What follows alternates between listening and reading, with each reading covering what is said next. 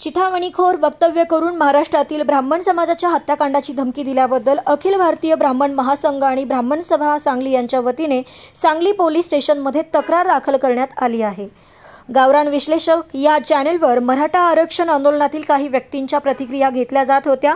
सदर व्हिडिओमध्ये एका अज्ञात इस्माने अख्ख्या ब्राह्मण समाजाला 3 मिनिटात संपवून टाकू अशी जाहीर धमकी दिली आहे।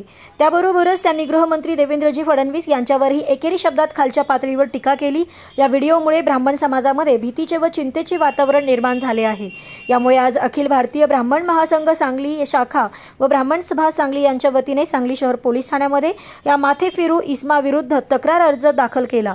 यावेळी ब्राह्मण सभेचे अध्यक्ष केदार खाडीलकर, ब्राह्मण महासंघाचे अध्यक्ष मंगेश ठाणेदार, ब्राह्मण सभेचे उपाध्यक्ष किशोर पटवर्धन, कार्यवाह श्रीराम वेलणकर, उद्योजक रवी भिडे, संदीप सोले, डॉक्टर भालचंद्र साठे, व्रतेश खाडीलकर, हेमंत फाटक, सुनील कुलकर्णी, विद्याधर दांडेकर, चिंतामणी गुळवणी, योगेश कुलकर्णी, श्रेयस जोशी, शामराव भिडे, नाना फडणवीस, चिंतामणी केळकर, धनेश कातवडे, रोहन बिनीवाले, माधव गोडबोले, संजय रूपलग, विजय भिडे यांच्यासह ब्राह्मण समाजातील अनेक समाजबांधव उपस्थित होते।